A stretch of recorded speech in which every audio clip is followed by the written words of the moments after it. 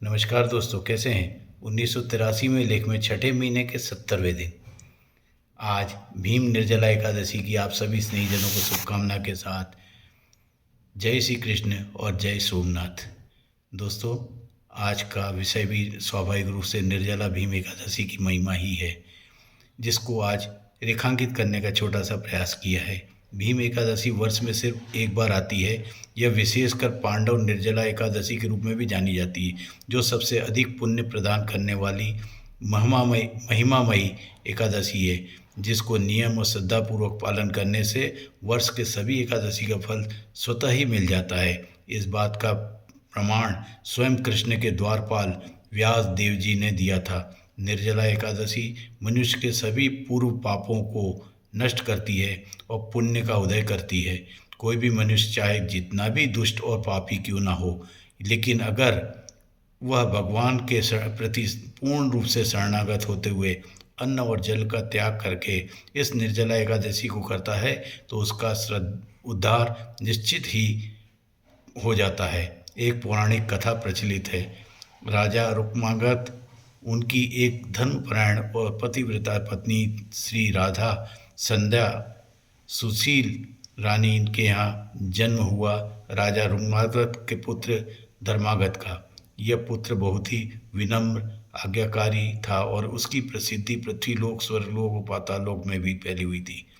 उसके महल में उन्होंने अत्यंत सुंदर उद्यान बनाया था। यह उद्यान अनेकों रंग बिरंगे सुगंधित फूलों से सजा हुआ था और वहाँ पशु पक्षी की चहाट चहाट और खेत खलियान से गायों के गले में बंधे घुंघरू की मधुर ध्वनि संगीत हमेशा फैली रहती थी। इस उद्यान की विशेषता यह थी कि यहाँ स्वर्ग लोक के देवी देवता भी विहार करने आते थे। स्वर्ग की अप्सराओं का यह परम प्रिय स्थान था। एक दिन ऐसी ही एक अप्सरा स्वर्ग लोक से नीचे पृथ्वी पर विहार करते हुए अचानक उसके पाँव में कांटा बैगन की लता का चुभने के कारण उस अप्सरा का पुण्य समाप्त हो गया।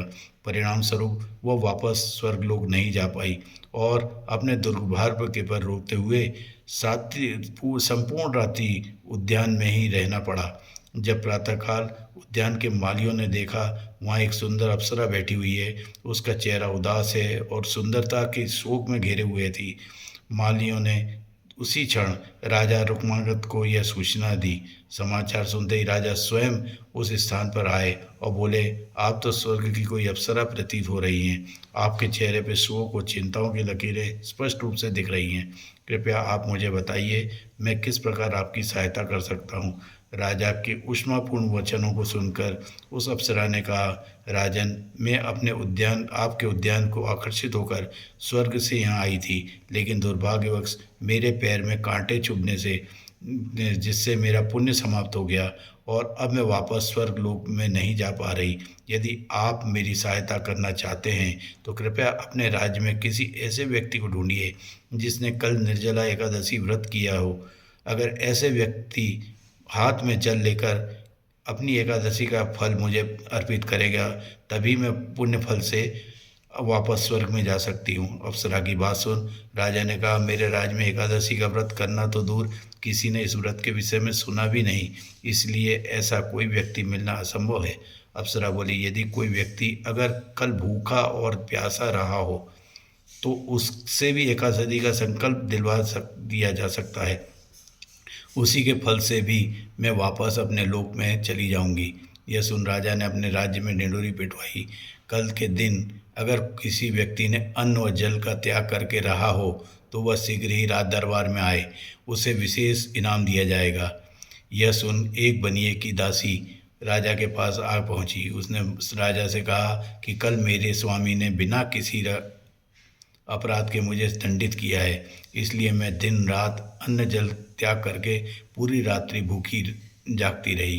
राजा ने उस दासी को स्वागत किया, उसे एकादशी व्रत का संकल्प दिलवाया।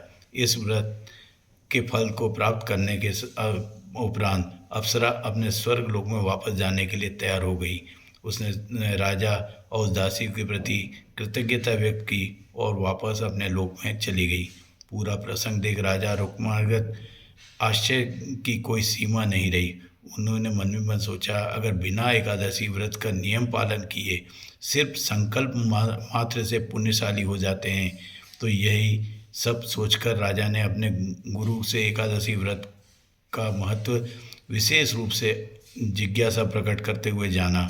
एकादशी महिमा का वर्णन गुरु ने सुनाया। उसी क्षण राजा ने यह संकल्प लिया, अब मैं भी मेरा परिवार प्रत्येक मास में आने वाले सभी एकादशी तिथि का नियम पूर्वक पालन करेंगे।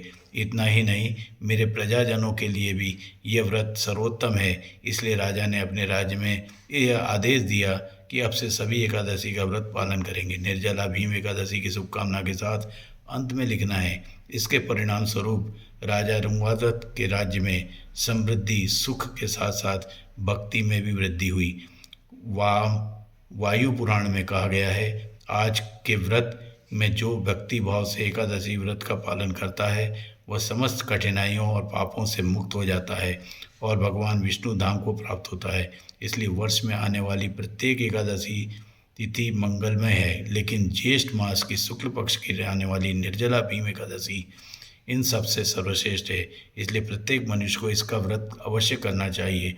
निर्जला एकादशी के दिन अन्न के साथ साथ जल का भी त्याग करना होता है। अगर आप कुछ भी ना करें तो इस दिन अधिक से अधिक हरे कृष्ण महामंत्र यानी हरे कृष्ण कृष्ण कृष्ण हरे हरे, हरे राम राम राम हरे हरे और भगवान के दिव्य गुणों की लीलाओं का विषय में पढ़ना और सुनना चाहिए। मात्र इतना भी कर लेने से आज की एकादशी के फल की प्राप्ति होती है।